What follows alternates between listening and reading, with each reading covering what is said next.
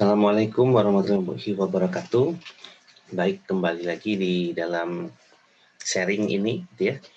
Kali ini kita akan membahas tentang analisis dan perancangan perangkat lunak, yaitu salah satu diagram UML yang lain, state diagram ya.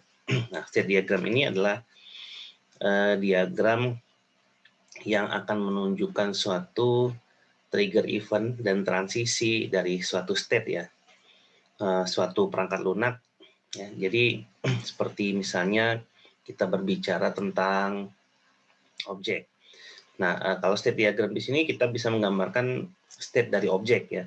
Objeknya itu entah komponen yang paling kecil dalam suatu perangkat lunak, ataupun kita ngomongin sistem itu sendiri atau perangkat lunak dalam satu kesatuan khusus itu sendiri. Misalnya kalau kita ngomongin state diagram, kita bisa berbicara tentang objek mahasiswanya, kalau kasusnya adalah sistem informasi akademik, atau ya sistem informasi akademik itu sendiri yang kita pandang sebagai suatu objek. Atau subsistemnya, misalnya sistem informasi pendaftaran mahasiswa baru misalnya. Nah, itu kita bisa pandang sebagai suatu objek. Nah, apa bedanya? Yang satu objek yang lebih kecil, yang satu objek yang lebih besar, itu aja. Nah, karena setiap objek dia akan memiliki suatu state, yang biasanya state itu akan tercermin di dalam atribut gitu ya. Misalnya mahasiswa nih, mahasiswa punya status dia. Karena state mahasiswa itu bisa berubah, di mana perubahan state itu bisa menyebabkan nanti perubahan layanan yang terjadi dalam perangkat lunaknya. Misalnya mahasiswa, state-nya adalah calon mahasiswa dulu, kemudian mahasiswa aktif, terus cuti, kemudian lulus ya, kemudian jadi alumni. Nah, perilaku yang dia akan dapatkan ya di perangkat lunak itu nanti akan tergantung state itu. Kalau kita ngomongin sistem informasi pendaftaran, maka state-nya adalah mungkin dibuka dan ditutup gitu ya pendaftarannya. Mungkin state-nya adalah dibuka periode, ada periodenya gitu ya, periode 1, 2, 3 dan seterusnya. Nah, jadi state diagram itu biasanya selalu muncul kalau kita sudah menggambarkan kelas diagram. Namun dia juga bisa muncul untuk menggambarkan sistem yang lebih besar gitu ya. Jadi punya state atau statusnya. Karena ketika state itu berubah, maka dia akan memiliki behavior yang berbeda juga untuk sistem tersebut. Ya, jadi dia termasuk ke dalam behavior diagram ya, dia menggambarkan behavior perubahan dari suatu kelas atau objek gitu ya. Nah, kapan dia berubah? Biasanya ada event yang membuat dia berubah, atau ada message yang membuat suatu kelas atau suatu objek itu berubah gitu ya. Nah, di sini dalam siklus hidupnya si objek tadi, dia memiliki initial state dan final state ya, karena dalam alur dari sistem itu nanti dia akan memiliki beberapa state. Misalnya mahasiswa, initial state dan final state-nya itu adalah dari dia baru masuk sampai dia lulus misalnya. Atau dia DO, nah DO juga ya termasuk status ya, dimana dia juga lulus tapi nggak pakai ijazah gitu ya. Nah, bagaimana cara menggambar state diagram? Ini sebenarnya notasinya itu kotak ya kalau di beberapa tools, atau bisa kita gambarkan seperti ini juga. State diagram ini notasinya ya mirip dengan activity diagram ya, tapi dia kotak bukan persegi panjang. Tapi ada juga untuk beberapa notasi tools dia menggunakan persegi panjang. Dia juga menggunakan panah ya, menggunakan penghubung panah, di mana panah itu menunjukkan perubahan transisinya. Nah, panah itu biasanya diberi dengan nama suatu event. Misalnya dari initial state dia posisinya state-nya idle, menunggu. Ketika dia diberi event turn on, maka state-nya berubah menjadi on. Ketika dia diberi state turn off, dia akan berubah menjadi off. Itu kalau kita ngomongin objek lampu misalnya. Gitu ya. Jadi ada turn on, ada turn off gitu ya. Nah, notasi tadi yang kotak kita sebut dengan state.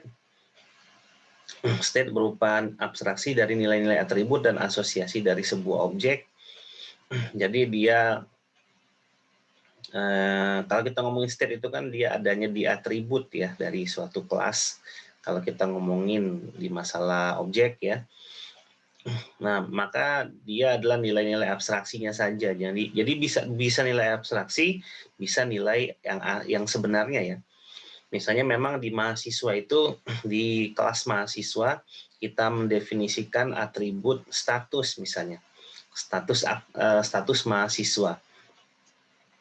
Atau state ini juga bisa berubah dengan banyak hal gitu ya. Jadi tidak hanya satu atribut menunjukkan satu state ya, tapi bisa mewakili ya. Kalau kita ngomongin abstraknya dia mewakili si objek tersebut. Nah, state ini akan menggambarkan kondisi objek dalam periode waktu tertentu. Kapan waktunya mungkin dia tidak dijelaskan, tapi ada periodenya dan kondisi state-nya bisa berubah dalam suatu sistem tersebut, gitu ya. Nah, nanti biasanya kalau kita ngomongin event trigger atau message itu nanti ada kaitannya dengan metode sebenarnya.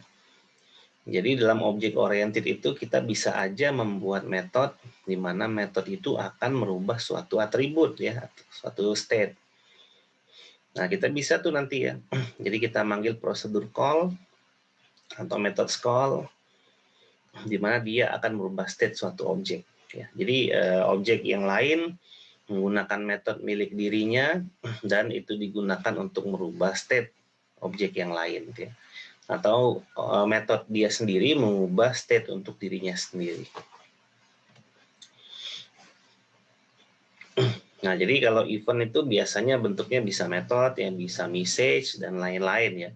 Dimana nanti akan ada beberapa di sini contoh-contoh dan event yang bisa kita pakai dalam menggambarkan state diagram. Nah, ini contohnya gini ya.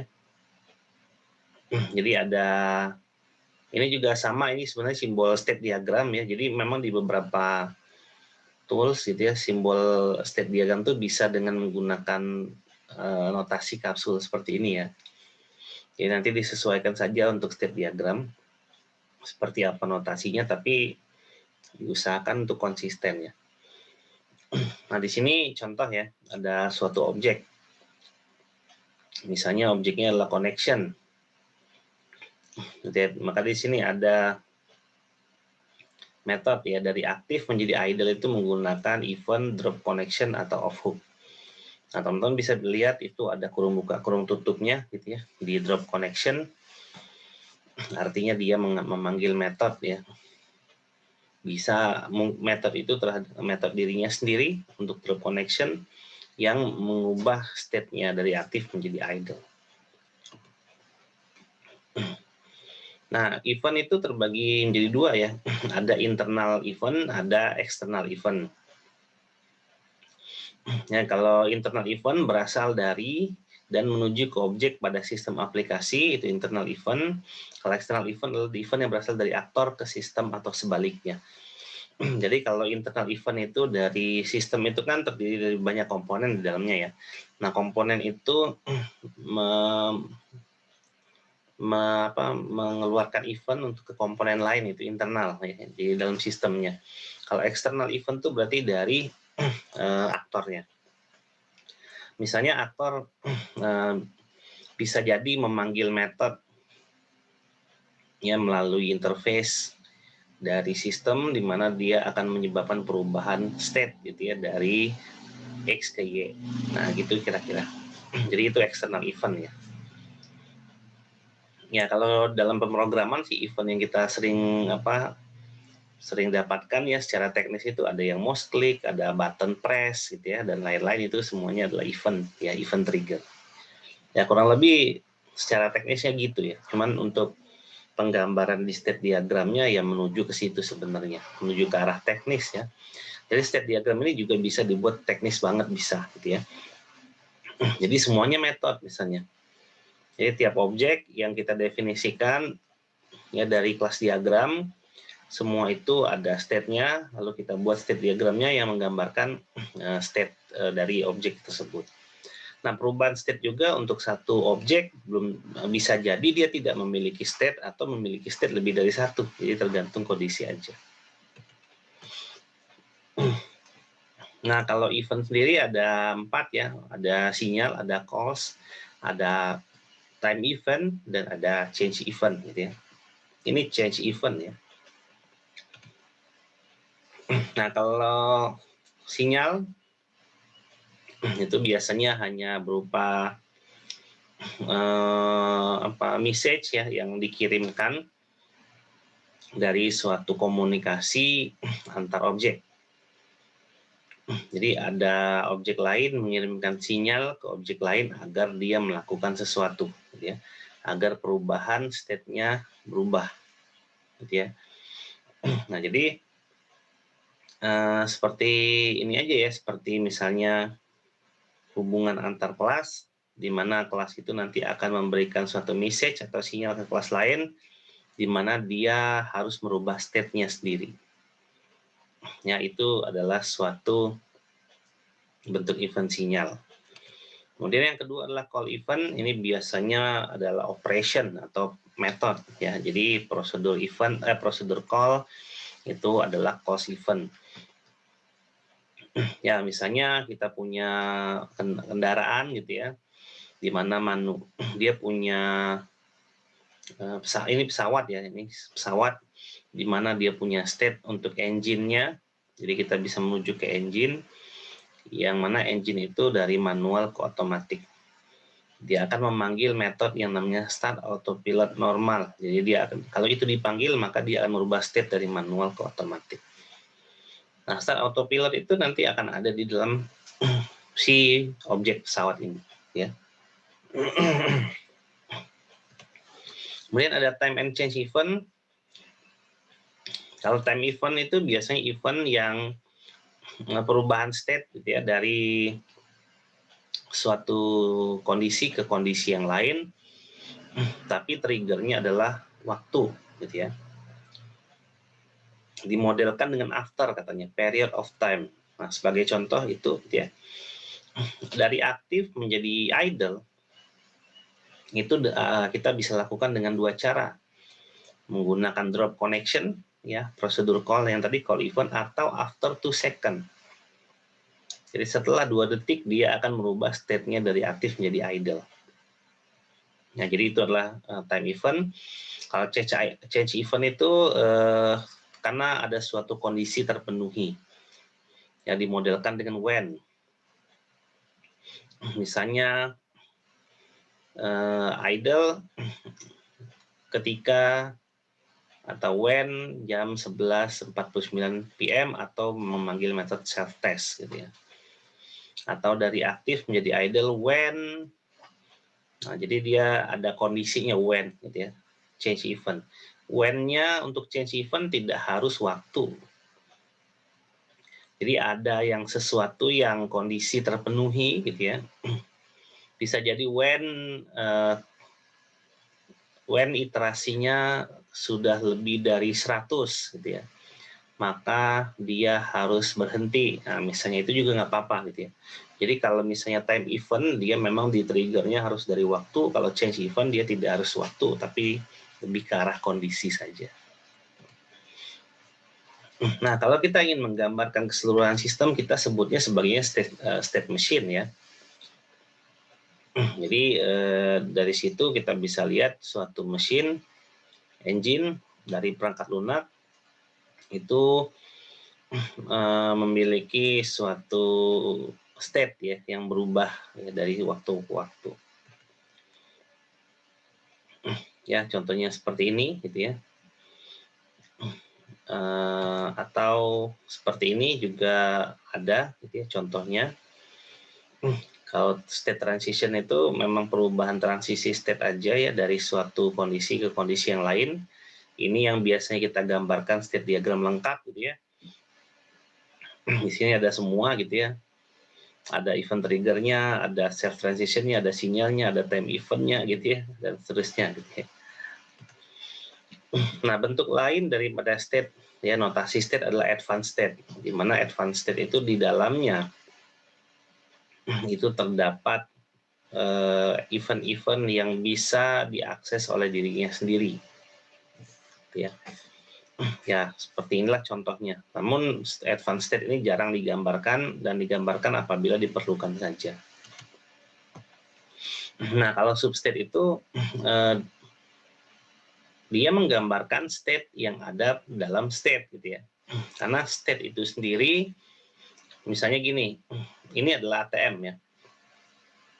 Ketika dia statusnya aktif, maka dia akan menjalankan sesuatu di situ gitu ya.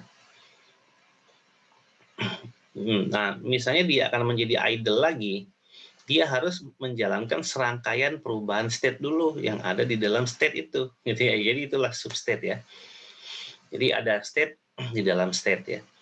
Jadi dalam suatu mesin ya, ini kita ngomongin mesin, dalam suatu mesin itu ada state yang dimana di dalamnya ada state lagi yang harus dikerjakan untuk agar nantinya bisa berubah state-nya. Ya, jadi emang gitu ya.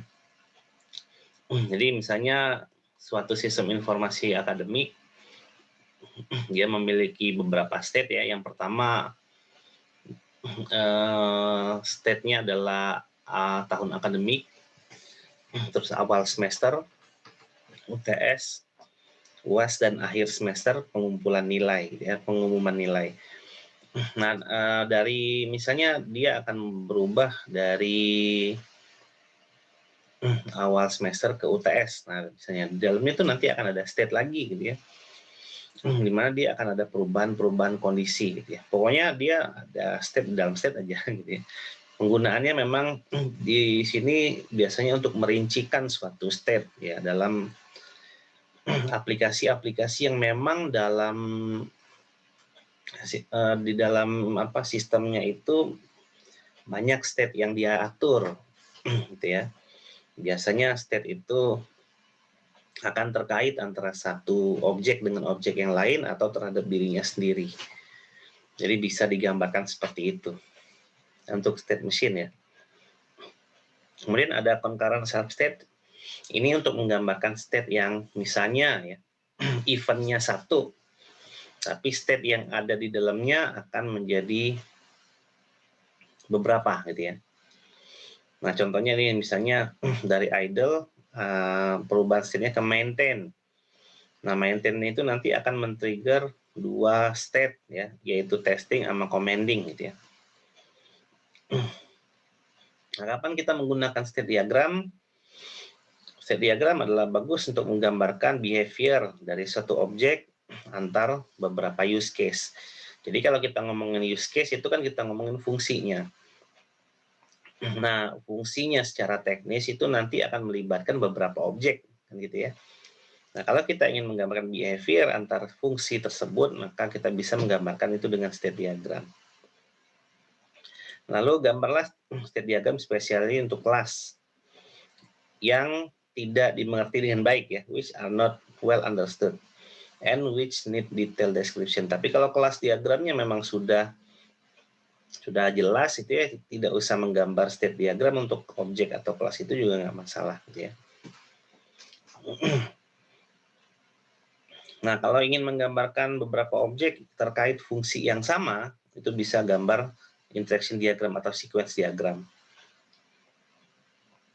Lalu untuk memperlihatkan sequence yang lebih umum dari multiple use case bisa gunakan activity diagram yang kemarin kita pernah bahas.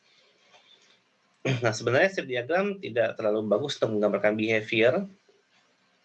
Ya, kalau misalnya suatu objek yang banyak itu saling berkolaborasi. Biasanya dia tidak jelas ya. Kalau memang seperti itu, mending menggunakan sequence diagram aja. Kalau banyak objek yang berkolaborasi. Biasanya state diagram ini menggambarkan state terhadap dirinya sendiri, kebanyakan. Ya. Walaupun tidak menutup kemungkinan ada beberapa event yang memang event tersebut berasal dari objek lain. Jadi state diagram ini biasanya ya kita gambar kalau memang ada kelas yang membutuhkan detail yang sangat apa ya, urgent lah ya untuk masalah kelas itu sendiri. Agar apa? Agar state itu, karena tadi kan seperti yang saya bilang, state itu nanti akan mendeskripsikan bagaimana objek tersebut berperilaku dalam sistem, ya. Jadi perubahan state itu biasanya nanti akan ada perubahan-perubahan daripada behavior yang terjadi ketika dia berada dalam suatu sistem. Baik, itu saja dari saya. Ya, semoga informasinya bermanfaat. Lebih dan kurangnya saya mohon maaf. Terima kasih. Saya pamit. Wassalamualaikum warahmatullahi wabarakatuh.